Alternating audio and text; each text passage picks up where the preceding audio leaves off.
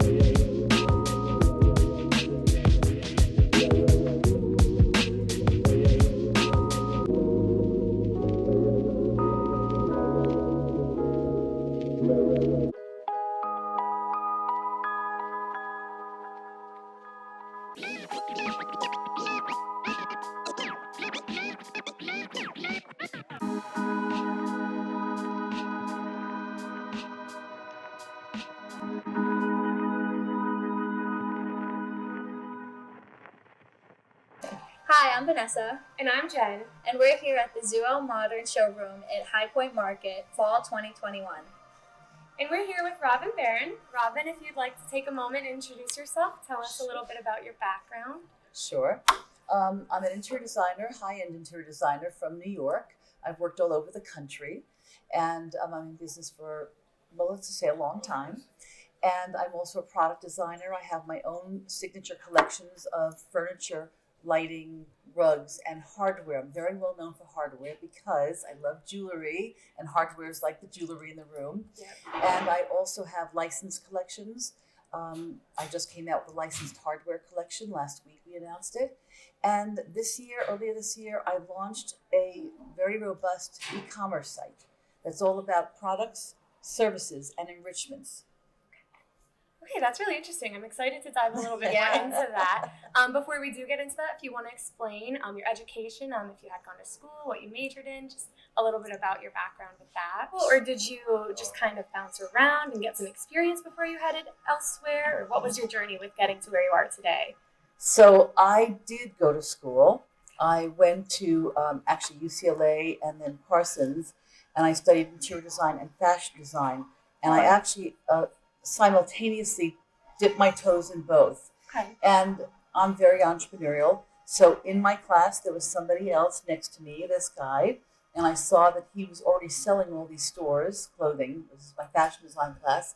And I looked at him and I said, if he could do it, I could do it. So I went out the next day and I took a space downtown in the fashion district, and I started selling clothes. In my first collection out, I was on the cover of Women's Wear Daily. So Wow. I was on that trajectory, and at some point I transitioned into interior design, and the Okay. same thing happened. I took more classes, and then in the middle of all of it, I had a business. Just kind of That's- bloomed into it. It did. So Okay. I never really finished, but I am very technical. I do a lot of interior architectural work. I do a lot of construction through all the years. Most of my jobs are construction through the decorating process. Okay. So where are you currently based? Because I know we're here in North Carolina right now, but where did you come from? I came from New York City. I am definitely a New York City girl. Okay, that's But awesome. I do work everywhere. Okay.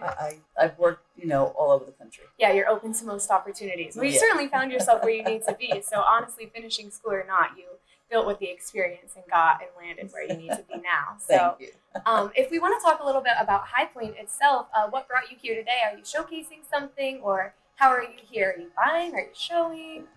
So I've been coming for many years as a buyer, as a designer, even when designers were not even welcomed here. Initially, there was Wow. only the retailers, and it's really maybe the last 10 years or so that designers have been embraced. The arms have opened, and we can go into any showroom, and it's very much geared to designers now, because I think the manufacturers now understand what the kind of the volume and business that we represent. But before that, it was pretty closed off to designers. They didn't really want to know us. They thought we were just one-offs, So it was just a retail business here, or it just started It was off for the retailers. Okay, all right. For wholesale and retailers, not design-oriented. Now, every showroom welcomes designers. They have parties for Yeah. designers. They have licensing agreements with designers. That wasn't always the case. So I've been coming for a long time. The last few years, I've been showing my collections of rugs, lighting, furniture, my hardware. So I was actually an exhibitor as well as coming to shop as a designer. Okay. This time, because of COVID, and because I've also started my e-commerce site this year, I decided not to show my collections. We're selling it now on my site to the trade. We have a to the trade program. I do a lot of mentoring to the trade because I've been in the trade so long. Right. And so I'm here wearing two hats. One is a designer, I'm shopping for clients, and the other is as an e-commerce store, shopping for vendors and products for the store, the e-commerce. Yeah, that's wonderful. So how would you say that the industry has changed throughout High Point Market from like your very first market to now? And how long ago was your very first market? If you do know that off the top of your head, maybe an estimate. Oh boy, well, as long as you don't ask me how old I am, I guess I can answer. I'm going to say I've been coming for 20, something, a long time, 20 years Embraced a lot of Okay. it. maybe Right. 20 years or so. You know the And, ropes of it- High Point. Yes, I do. But it's still so big. I'm still discovering new vendors and meeting new people. You know, that's really important. That's one thing I always say is that you have to have an open mind and you have to be open to experiences, people. You never know when inspiration is going to hit or that next person who's going to change your life is going to be someone that you meet. So I look at every time I come as a new experience, not as Okay. the same old, same old. Yeah, okay.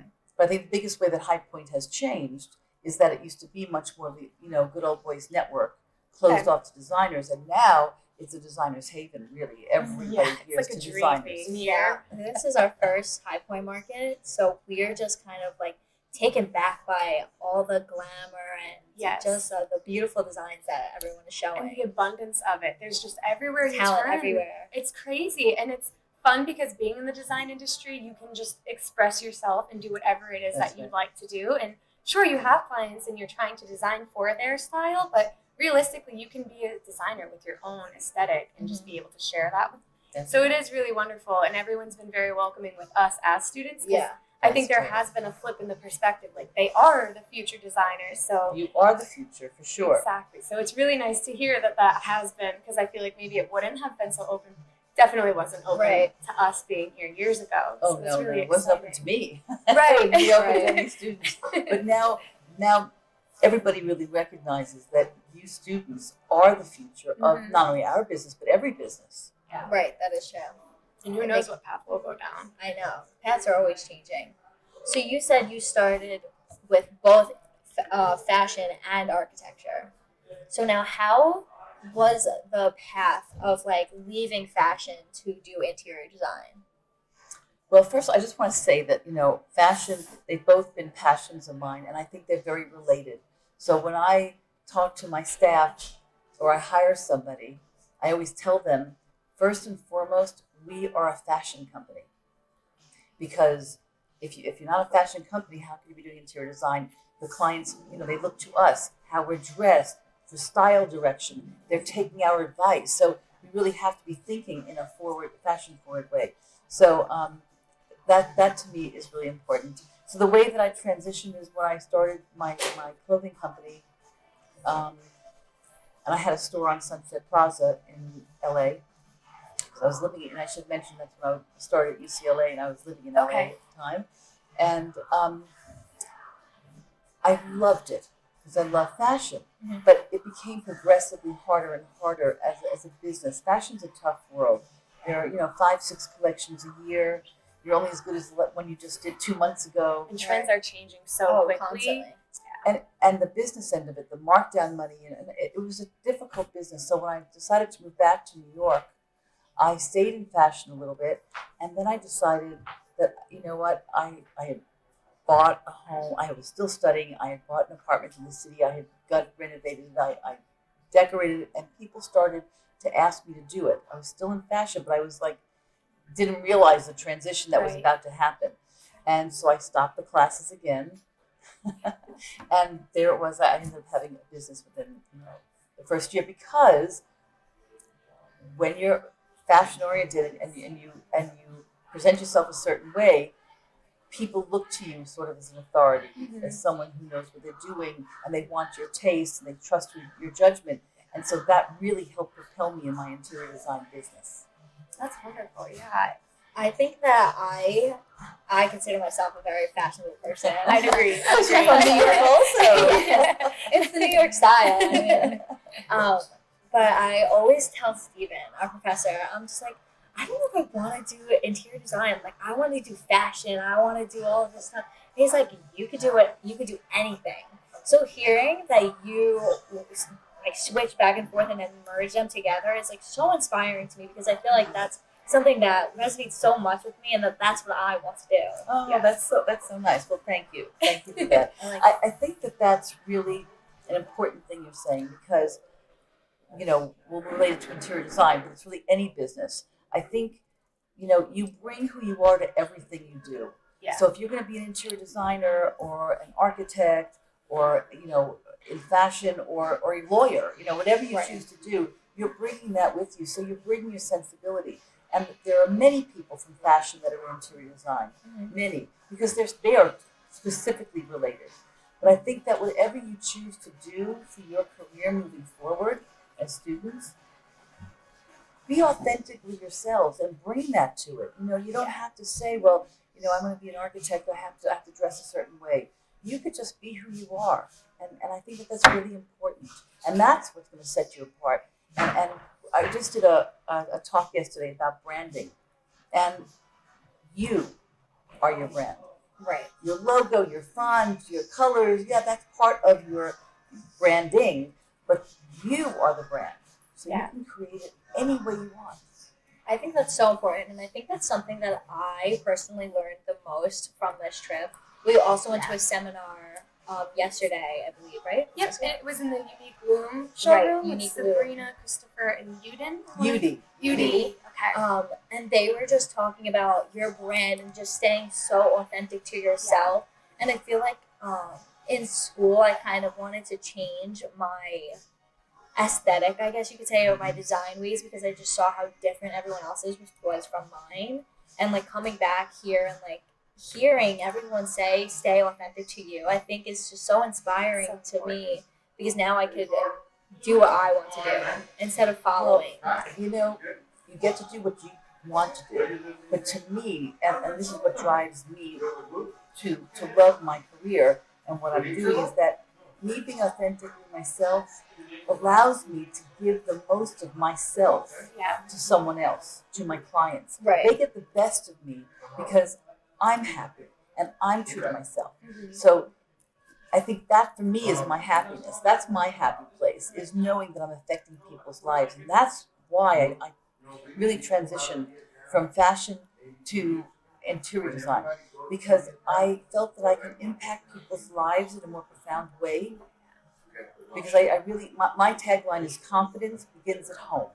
And the reason that I adhere to that so much is because it's the first thing you see when you wake up in the morning, the last thing you see when you go to bed. It affects how you go through life, the way you walk through your home, the colors, the textures, seeing things that resonate with you. Mm-hmm. And yes, fashion does that in a different way, but the home, I just felt it was a more fully encompassing, holistic way to affect people's Yeah, lives. definitely. I agree. And when you were making that transition from fashion to interior design, did you start with residential or did you end up enjoying furniture design? What kind of led you to the next transitions in interior design? Did it start residential? Yes, Okay. 100%. It started residential. And did you stay in that business for a while, or did you quickly realize that you had a passion for furniture and hardware and everything? So my evolution is that I did residential because I wanted to affect people's lives, and I like working with people's homes. So because I don't always see things in a straightforward way, and I always want to make something special, I did a lot of custom work throughout my entire career. I designed a lot of the furniture, the rugs, the lighting. I like mixing things up and making it not my own but their own. And the way I always felt to do it is by designing things and custom making it. Now that does make the business harder. It Yeah. makes it more work. It makes it more complicated. But that is what I loved.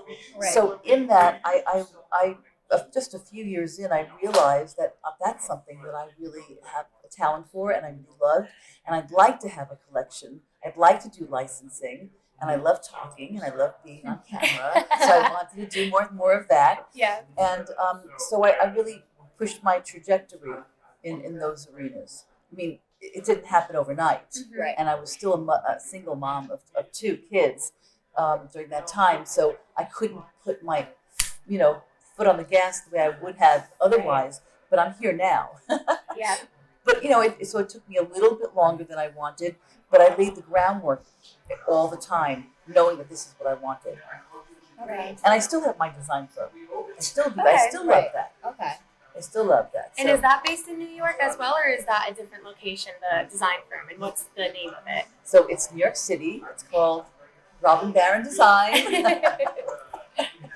So yeah, I kept it my name because I knew I wanted. Well, first of all, I knew I wanted to be a brand and brand it because when I did my fashion, my label was also Robin Barron.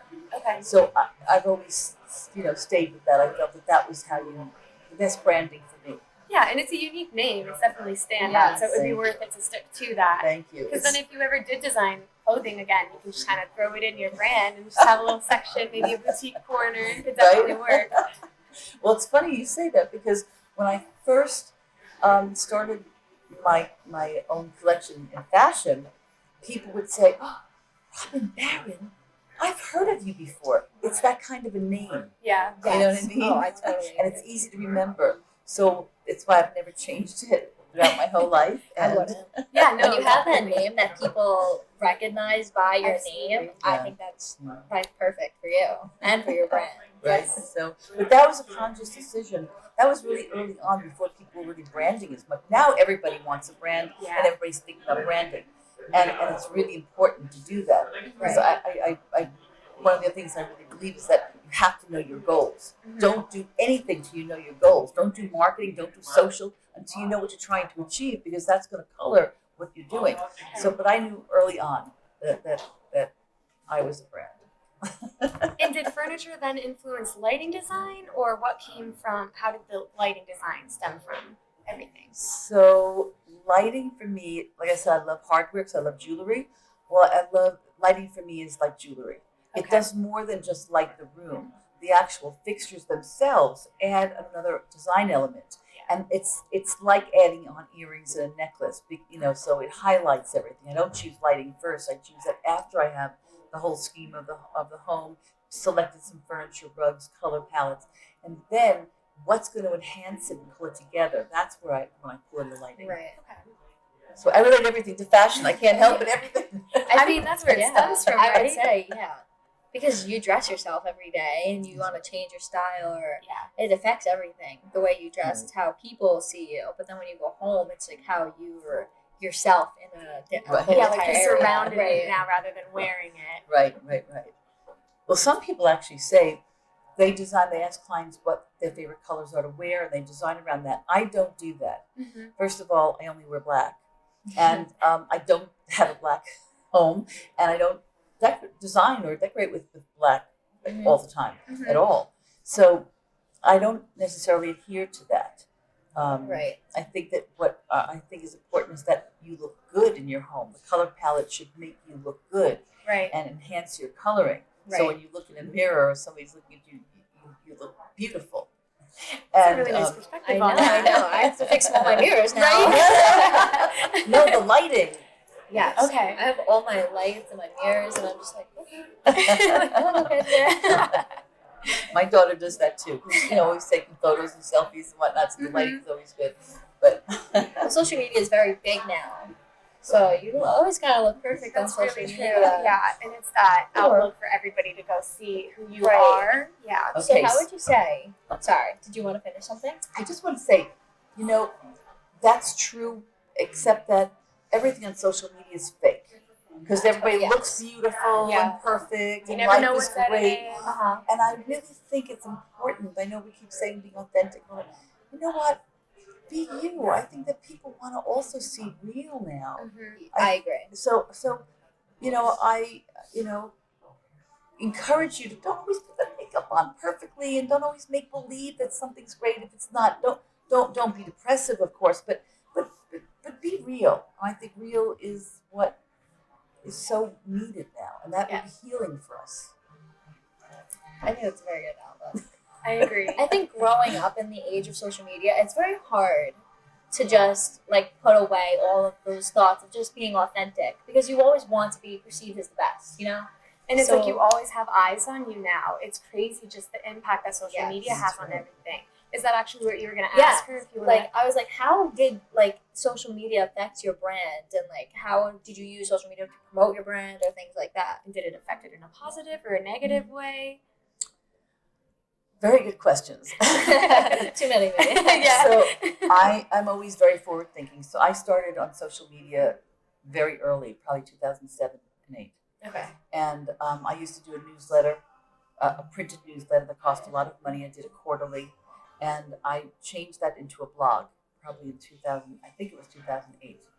And I started on Twitter very early, and I was a spokesperson for different big sites because of Twitter. They said, because there weren't a lot of us on there, right? So that really started my trajectory, social media, into being more of a brand. And so, of course, I'm on all of social. I think that in some ways it's been really great because, so now I'm an influencer and everybody knows me, and I'm sure a lot of it is because of social media. On the other hand, it's so time consuming. So I do have help with it. And I think most people that have a following, bigger following do, because it's like 24/7, and I also have to work and bring in the money. So it's very hard, and most people I know will tell you this. It's a very tough balancing act. And in terms of like your age bracket, my kids, I don't know how positive it is, because being a brand 17, 18, 20, I get it, but you have to, we just said, you can't always be perfect. It's very hard to be real when you're on camera and people watching you all the time. And now things are coming out psychologically that maybe it's not so great for young people. And I think that the key word here is balance. Life is about balance. And so, whether you have some sort of practice where you meditate or have a gratitude practice, or you have something that helps ground you, is really more important today than ever before because of everything that we're talking about. And you need to have that grounding to know what's real, what's important, what's for show. So you're consciously putting things out there in a way that you're not necessarily buying into it all the time, but it's a conscious thing for a reason to meet your goal. There's a difference than being so wrapped up in it that it's affecting your whole life. Like I have that perspective because I've been around longer, but I see it with younger people how much that impacts them in a way that maybe could be more balanced. Balance is the key word. Absolutely. Didn't mean to get heavy there. That's okay. No, I mean, I think we're open to all advice. Right. And this is real advice. Yeah. Too. Yeah. And I think sorry. We think. Did you want? No, that's okay. But I think it's really important that we talk about this stuff because, your mental health is really important. And people are talking about it more now than they were. Right. But it needs to be talked about even more because this stuff really affects you. It's that FOMO. Oh my God. Yes. They have a licensing deal. Oh, they have this. Oh, Look I at have that FOMO project. so bad. Why aren't I getting that project? Yeah. There's so much of that. And it breeds unhealthy feelings. It really does. Yeah. Because then you almost feel envious and it just becomes this blossoming negativity, and it's just you constantly want to be the next big thing, and it's like just take a moment, relax, and again be authentic to yourself. Right. Exactly. Really, you're gonna be happier at the end of the day if you are just embracing who you are personally. So and for me, helping others. Whether it's being a mentor or whatever, if you have that jealousy and that envy, you can't be there for others. Right. And we have to support each other. Yes. As a designer, what I love now is that we really have a community that supports each other. For the most part, it's so different. When I was coming up in interior design, it was just, I'm not sharing anything with view, and the cape would go up, and people would be Right. like, It's like oh, a constant competition. constant competition, and they shared nothing. So this is the positive aspect of social media. I think that it's because of social media that we're all open and supportive, and we have a community. We didn't have that before. So there are a lot of very positive things about social media. It's just that it's the balance. Where's that line? Right. And but I do love social media for that reason. I love the communities and the groups, and we talked about Ethos Design Collective and earlier, and that's a new group. What's so fantastic is all these designers that we know each other from Facebook and Instagram, just social media.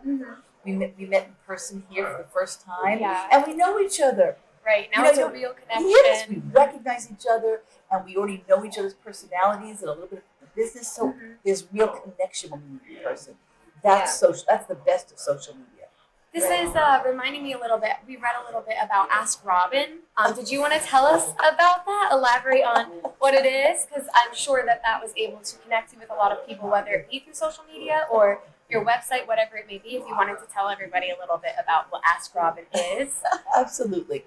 So I've always wanted to, even before it was a thing. Like now, a lot of people want to, which is great. I really wanted to open the world of interior design because I work in a very high end business, and everybody should have a beautiful home. Everybody should be happy, right? Yeah. So my Ask Robin stems from that philosophy, and I do it in several ways. One, I do an IG Live every Thursday night, 7 p.m. on Instagram. Okay, we'll be keeping our eyes out for that for sure. And it's when you can ask me anything about design or lifestyle, and I'll answer the questions and help as much as I can. It could be like about a color or about the size of a sofa, or it could be lifestyle. And then on my site, I have an Ask Robin. So, the thing about the e-commerce site is that everything's changed since COVID, and everything's changing in business. So before, I would only do full projects. You would never be able to hire me for an hour or buy a room because it wasn't my model. But now, because it's through my e-commerce site, I'm trying to open up that world and have people be able to ask me things, and a lot enrichment, free enrichment is a big part of my e-commerce site. So I have an Ask Robin where you can have 15 minutes for free with me to ask me to have a 15-minute Zoom call just to help them out. And sometimes I'll get the project from it, sometimes not. It's not to get the project; it's really to, give them some guidance, help them with those small I want to pay it forward. I want to. It's I know it sounds corny. I know, but that, and see, I already feel like that's when I light up. That's my motivation. But I just love being able to help people and impact them positively, and I do believe in the laws of attraction, and what you think creates the world you live in. So I really love that. So I do that 15 minutes for free, and anybody can do it. Just go on my site and book it. And then you can also do by the hour and by the room for design too. So I think the e-commerce site, and COVID in New York was very hit by COVID, very badly. It really helped me change my perspective of like a pivot of how I'm doing the business. So that's also social media, e-commerce, the internet. That's so I'm evolving. My business is definitely evolving because of all of that. Right. Well, it's inspiring for students like ourselves and anyone watching that there's this outlet we can turn to for even just learning certain things, because I think we're ready to enter the world and learn a lot of we're ready to keep learning, because it doesn't stop once you get your degree. You're going to keep on learning. Experience is going to build on that. That's right. But to have somewhere to go while you're in school and learn, I don't know, even simple color palettes, just things like that, because right now we're doing project after project. It's more of a broad spectrum. So to know that even the smaller details we can go and turn to this certain spot, it's really wonderful to have that. Definitely go and Ask Robin on my site and book that. I'm happy to do that. And I have a trade section on my e-commerce site, and I give discounts and different perks, and I do mentoring. Because I'm in business longer than you're alive, and I already said, I like to help and share and stuff. So that's so you can definitely do it. All of you out there, you can go and Ask Robin. I'm here to help. I think as a student, I definitely appreciate that. Yeah. Like knowing that I could go to you about like any things that I was having difficulty with. Normally, my go-to is Steven. That's a very, very good go-to. Yeah. So having multiple options is definitely good to know as a student. And from in a different design. environment and upbringing, like your perspective is so nice, and I hope a lot of other designers feel that same way, because it's so nice to feel that energy of we want to help you, we want you to grow just as much as we've grown, because realistically when certain designers are gone, there's going to be other designers still growing, and hopefully it just keeps continuing, because if there's this, like we were mentioning before, like a battlefield, it's just what's going to come out of that? Fighting fire with fire, probably Nothing. the design industry Nothing good. Right. Nothing good. And we don't want that at all, so it's really nice to have that outlet to have. And you know, they don't teach you everything in school. They really don't. We were talking earlier about, you know, you really have to know business and psychology. Yeah. That's so important. And the psychology, because sales is psychology, working with clients, navigating the clients, the relationship with the clients. If it's a couple they have between themselves, sometimes the kids get involved.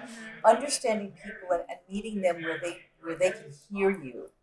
We were discussing that earlier. You know, there's a difference between listening and hearing. Yeah. And everybody hears like a little bit different frequency. So you need to find that. And that's where I think design school should teach psychology. It's such an important thing. Yeah. You know, most of my time designing is not spent on the creative process. It's spent on the relationships. Yeah. And so that's something I'm happy to help, because they don't teach it in school. Yeah, and I think COVID has made a lot of people realize that in your space it matters, because you're constantly being crammed in it for during quarantine. Just That's all of that you recognize. Maybe before you were just like, it's my house, it looks good, whatever it is. But now it's like, no, you need to feel good in your space. You need to understand that this is where you can wind down and invite people over, and hopefully they feel comfortable in that space as well, and embrace yourself. So and you know that's you know, along those lines, is that what you're learning in school is terribly important. Okay, all the technical skills, everything that you're learning is really important. And internships. Who's ever out there in school right now, internships are critical, because that's where you learn the things they don't teach you in school. That's where that's where you learn, you know, how to do invoicing and how to deal with clients and all of that. Because you can't teach everything in school. I say they should really be teaching psychology and business, and I do believe that. But not at the expense of what you're already learning. So, you know, so I think internships are the opportunity for that. And I think that, you know, when I hire employees, I look to make sure they have internships. And of course I work with interns all the time, but I look for the internships because I know they're getting a different experience. Yeah, being authentic, having internships. I feel like this is something we've been really repeatedly being told. Especially here in North Carolina, we've just been taught being authentic, doing the things that'll put you like ahead, like business and psychology, learning these things. Oh, those are all like follow through. Okay. Yeah. That's Nothing huge. matters if you don't follow through. Nothing. Yeah, we have piles of business cards. We have to be reaching out. So they took the take time to that talk and send to a us. little email and just say thank you so much, because that will help solidify connections that you're making that you will need. Next step. Because networking is important. You need to know people to. Maybe you may not have exactly it is what I need, but your friend might. And that's just, you never know what somebody is going to know. So it's just this constant moving effect. So yeah, I definitely being able to know people is definitely how you be more successful and be better. Absolutely. You never know. You never know who it is that's going to be the person that changes your life. You know, so follow up. It's so important. And it's funny because I feel like some of the things we've been learning is like, obviously, but then it's also like, no, like, okay, maybe I should be doing this. Like everyone's like, be authentic, and you're like, of course. And then you think about it, and you're like, whoa, I need to be more authentic to who I am. So, but do you know who that is yet? Because I don't mean because of your age yet. This is, you know, especially with all the social media, a lot of people don't really spend. It takes time. Spend some time. Take a breath. Take a step back, and figure out, feel who you are and figure it out, and that'll help you set your goal. Once you really understand who you are, you start to understand what you might want, and then your goal, and then how to get there. Because, listen, I know for myself, my days are jammed every day. Mm-hmm. I don't spend the day saying, how am I feeling? What do I want? What do I want? No, I'm just doing it. And that, I think we all get caught up in that. And it's really important to take a step back, especially at your ages, so that you can really get a clear sense of who you are and what you want. Right. Not what somebody else is doing, not what you should want, not who you should be. Pleasing others, please Yeah. yourself. And all right, I'm very extroverted. So people I say, couldn't tell. so people come to me after a talk and say, how do I get there? Because I'm introverted. Mm-hmm. That's what I'm talking about. There are many ways to accomplish something. If you know who you are, you're going to find another pathway as an introvert to get to the same place I'm going. Mhm. Right. So that's a really good example, because you don't have to be something else to be everything you can be. Right. Wow. I know, right? We're like, I wish I gotta write this down. I think this is recorded. I gotta play this back and take notes. I think this is going to Just think resonate with about- a lot of people listening right now. Yeah, I think so. You're giving 100%. some serious, real advice for us. I think we should probably reel back to your process and Yes. the design.